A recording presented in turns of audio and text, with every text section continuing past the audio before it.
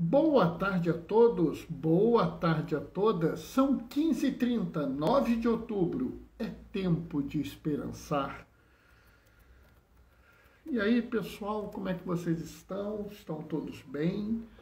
Né? Claro que ainda não chegou ninguém, mas eu já cumprimento logo. Hoje a gente vai fazer a leitura de 2 versículos, né? Está no Evangelho de São Lucas, capítulo 11, versículos 27 e 28, é só esses 2, né? Mas vocês vão ver que tem uma reflexão muito interessante com esses 2 versículos, né? É aquela história que eu falo, o problema não é o quanto você lê, né? É como você lê. A gente vai colocar um pouco mais isso, né, no dia a dia. Né? Daqui a pouco a gente vai refletir sobre como ser feliz com Jesus. Né? E hoje é um dia interessante, né? Paz e bem, Ângela. Hoje é um dia interessante, né, por conta de um fato. Né? Hoje abriu o início do sínodo, né, de 2023, o sínodo para a sinodalidade. Né? O que é interessante é que, se você for há 2 anos atrás, começava no dia 9 de outubro o sínodo para a Amazônia. Né? Então nós estamos no meio, exatamente no meio do caminho sinodal. Né? Há 2 anos atrás abria-se um sínodo e abre-se hoje um sínodo para daqui a 2 anos, né? O caminho sinodal. Acho que é importante a gente entender que o sínodo ele não é uma coisa que ocorre de uma hora para outra, não é uma coisa... Muita gente pensa assim, né? Como se o sínodo fosse uma coisa que ocorre de uma hora para outra. Não. É um caminho longo, é um caminhar, né? Um caminhar que dura, né? Para você ter uma ideia, ano passado, o sínodo de 2023, em 2020 anunciado, em 2021 ele é aberto, né? Então vocês veem como o sínodo é uma coisa... E aí agora, nos próximos anos, né, vai ter o processo de escuta, vai ter a criação do instrumento labores, aí vai ter a reunião, né? Então você vê como tem coisa no sínodo, né? Como, por exemplo, né, não sei se vocês já encontraram, mas existe a síntese das escutas da Assembleia Eclesial. Eu fico admirado com o que as pessoas fizeram. São mais de 55 mil participações para a Assembleia Eclesial, para a Assembleia Eclesial da América Latina e do Caribe, a primeira Assembleia Eclesial. Então, um grupo de pessoas pegou 55 mil participações, organizou, criou uma síntese, não é, que é um instrumento de trabalho da Assembleia Eclesial. Eu fico fascinado quando eu vejo esse tipo de coisa, porque me chama atenção, sabe? É uma coisa que me chama atenção, porque é um trabalho muito bem feito, é um trabalho muito organizado, né? A gente faz as coisas e é muito, como eu digo, a igreja ela consegue reunir as pessoas e fazer coisas muito bem feitas, né? Eu estou trabalhando em alguns detalhes aí e eu posso dizer como é difícil fazer um bom texto, fazer um texto bem feito, um texto arrumado, né? Então eu fico impressionado quando eu vejo as pessoas fazendo coisas tão bem arrumadas assim, né? Mas vamos tocando, né? Eu não sei que oração, deixa eu ver que oração, está quase na hora da gente começar, né? Vamos dar mais um minutinho, né? Porque como eu falei, são 2 versículos hoje, mas é interessante, porque esses 2 versículos, eles permitem a gente refletir muito, sabe? E como a gente às vezes não presta atenção, né? Como a gente às vezes não consegue observar certas coisas que estão na Sagrada Escritura. Então, daqui a pouquinho a gente vai fazer essa nossa reflexão juntos. Só vamos dar mais um minutinho, tem tempo, como é pouco versículo hoje. Ontem foi até interessante que eu estava fazendo a live, né? Tinha uma coisa para conversar comigo, né? Mas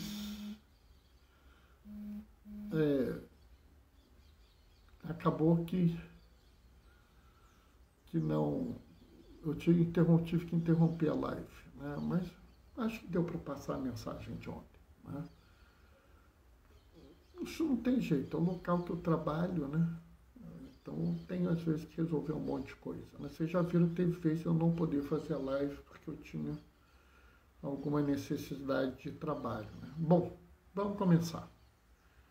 O Senhor esteja convosco. Ele está no meio de nós. Proclamação do Evangelho de Jesus Cristo, segundo Lucas. Naquele tempo, enquanto Jesus falava, uma mulher levantou a voz no meio da multidão e disse: Feliz o ventre que te trouxe e os seios que te amamentaram. Jesus respondeu: muito mais felizes são aqueles que ouvem a palavra de Deus e a põem em prática. Palavra da salvação. Como eu disse, são 2 versículos, né? Nem parece, quando eu começo a ler, né? Quando parece, eu comecei a ler, já acabou a leitura, né? De tão rápido que foi hoje. Mas, pessoal, o fato de ter sido rápido não quer dizer que não tenha muita coisa para a gente ler e observar aqui nesse texto, né? Uma coisa assim, então a gente vai separar um pouco as coisas, né, para a gente poder trazê-las todas aqui, né? O Evangelho não deixa muito claro, né?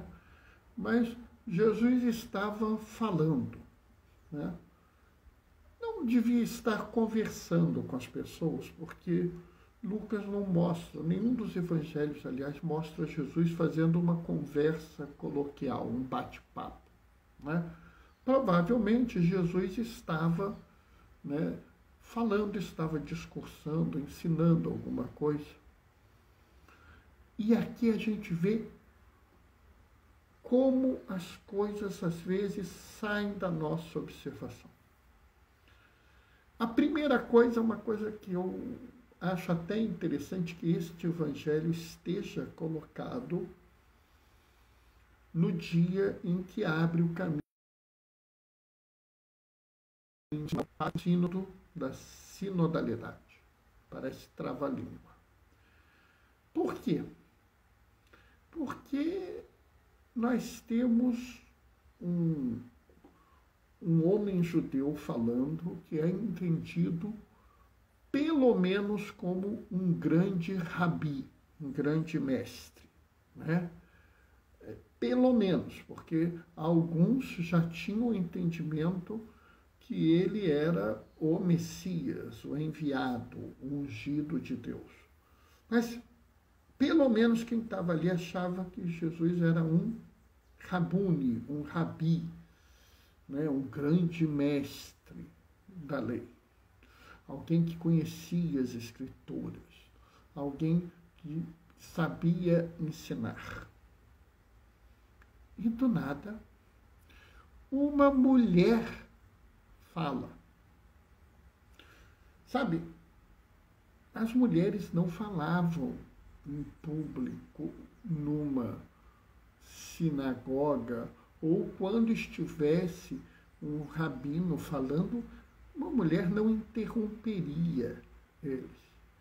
Mas essa mulher se sentiu tão à vontade que falou. Sabe, isso é um exemplo de sinodalidade, isso é um exemplo de um fato típico da caminhada sinodal. Tá? O sínodo quer dizer caminhar juntos. Então, quando eu faço uma reflexão sinodal, eu estou fazendo uma reflexão onde nós caminhamos juntos, onde nós estamos todos aqui entendendo, sim, que há ministérios entre nós, mas não há hierarquias propriamente ditas. As hierarquias são de serviço, né? E não de poder ou de força. Então, aqui nós vemos claramente que essa mulher se manifesta, se sente tão à vontade que se manifesta. E aí outra coisa bonita, Jesus não a corrige. Mulher, você não pode falar em público. Recolha-se. Se tiver alguma dúvida, pergunte ao seu esposo. Ele te ensina. Né? Aliás, naquela época, se a mulher tivesse dúvida, ela deveria perguntar ao esposo ou ao pai, se fosse solteira. Né? É um pouco que a gente tem que prestar atenção, porque em algumas partes se ouve assim que a mulher não deve falar em público, né? Mas isso é muito mais uma correção ao esposo, ao pai, do que à mulher. Essa fala está sendo muito mais dita dizendo assim, os senhores não estão cumprindo o seu papel social, por isso suas esposas, suas filhas estão falando em público. Mas Jesus não está nem aí para isso. Jesus viu uma pessoa se manifestar e ele, essa visão de quem tem dignidade para falar, quem é que tem lugar social para falar, toda e qualquer pessoa que queira falar, que queira se manifestar, que queira seguir junto com ele, vai seguir. E ele ouve. E assim, é um elogio bonito, né? A pessoa está elogiando aqui, né, a mãe de Jesus. Está dizendo, feliz é a sua mãe. Ela te teve no teu ventre, te trouxe ao mundo, te amamentou, que coisa bonita. Né? E aí Jesus vira e fala assim, muito mais felizes são aqueles que ouvem a palavra de Deus e a põem em prática. Algumas pessoas podem ouvir isso e achar que, de alguma forma, Jesus está diminuindo o papel da mãe dele, mas não é isso que Jesus está falando. Jesus está falando uma outra coisa. Né? E que talvez algumas pessoas não entendam, isso, né? Porque essas pessoas, elas não compreenderam exatamente o que Jesus fala. Observa bem, Jesus fala assim, muito mais felizes. Então, ele está afirmando, sim, concordo, é muito feliz, né? O ventre que te trouxe ao mundo, que me trouxe ao mundo, é muito feliz o seio que me amamentou. Mas você pode ser mais feliz ainda. Olha que coisa bonita, né? Jesus te dá a oportunidade de ser mais feliz do que a mãe dele. Né? E o mais interessante é que ele dá a fórmula para isso. Sabe, Jesus é uma pessoa muito bondosa, muito amável, muito preocupada com o outro. Então ele não só quer a sua felicidade, como ainda te dá a receita para você ter essa felicidade. E a receita pode parecer simples, mas não é. Né? Olha aqui. Muitos mais felizes são aqueles que ouvem a palavra de Deus e a põem em prática. Né? Ouvir a palavra de Deus é facílimo. Né? Hoje em dia você pode ler no papel, na tela do computador, no tablet, no leitor, né? Tem lá um leitor, acho que é Kindle, né? Você pode ler no Kindle. Você pode ouvir na fita cassete, no CD, no YouTube, no pendrive, né? No podcast. Você pode ouvir a palavra, é a coisa mais fácil que tem. Mas sabe, o problema é a outra parte. É pôr em prática. É aí que reside a felicidade. Você ouve a palavra, ela entra pelos seus ouvidos. Paulo fala, a fé chega pelos ouvidos. Ela entra aqui no ouvido, vai para lá para o seu coração. Ah, Bernardo, não fica no coração, fica no cérebro. Eu sei. Licença poética, pessoal, licença poética. Vem para o seu coração aqui. A palavra torna-se sentimento.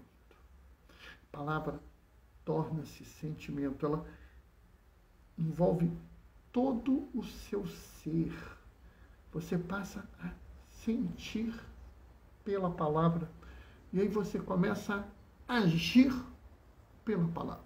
É pôr a palavra em prática. É se pôr à prova para que a palavra seja posta em prática.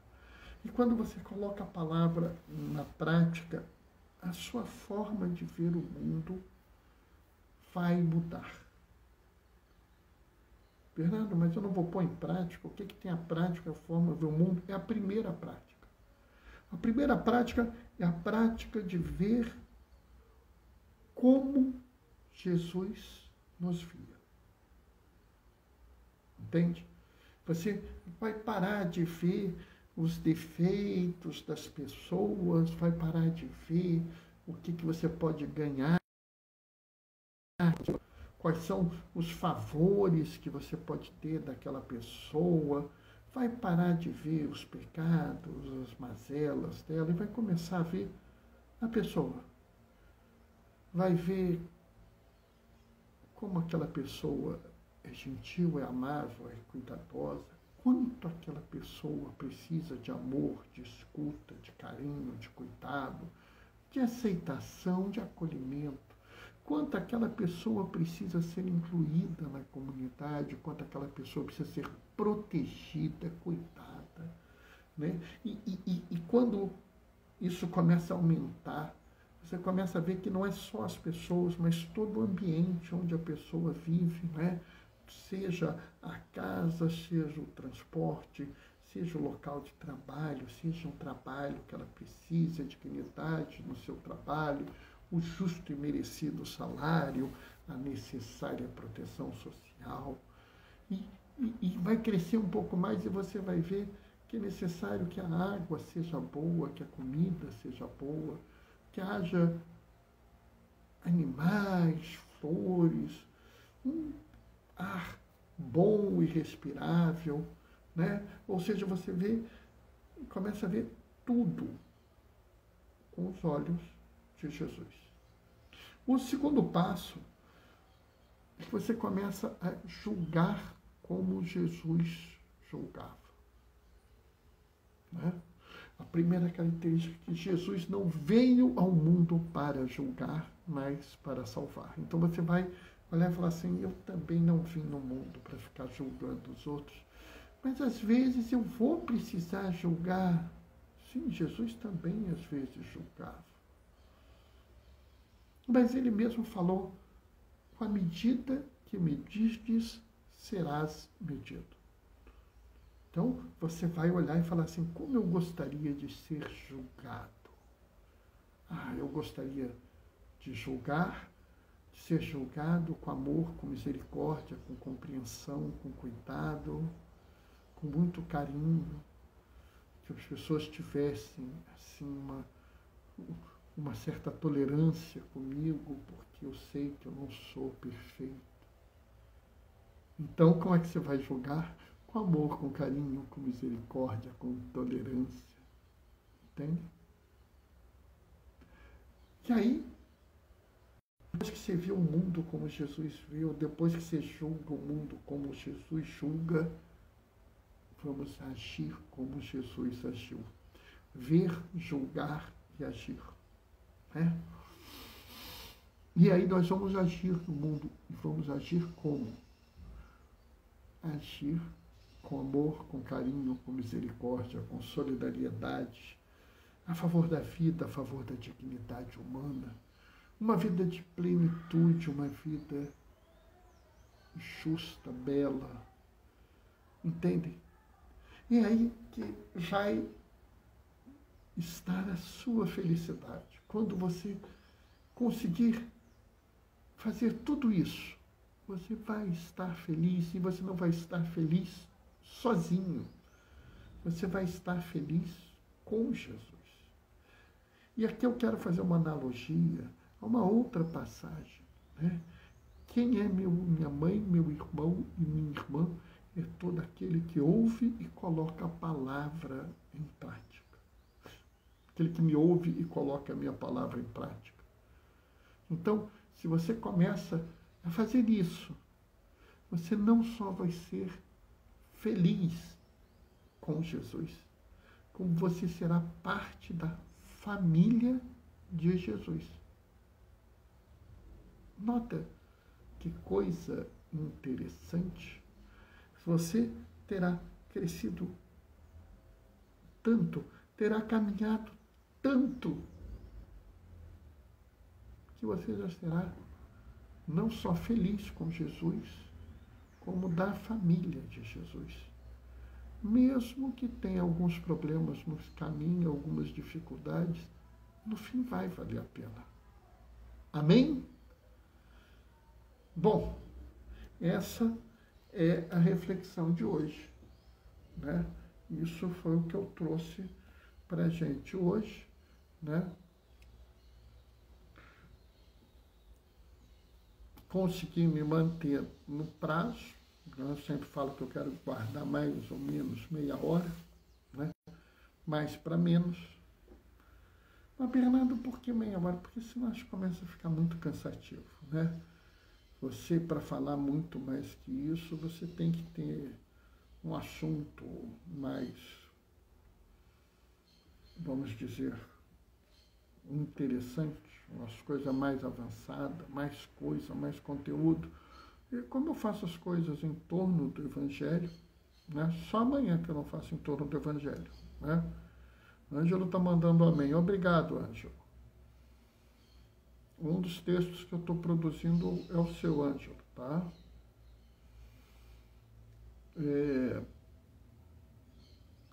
Como eu faço em torno do Evangelho, acho que também não dá para a gente ficar falando muito, não.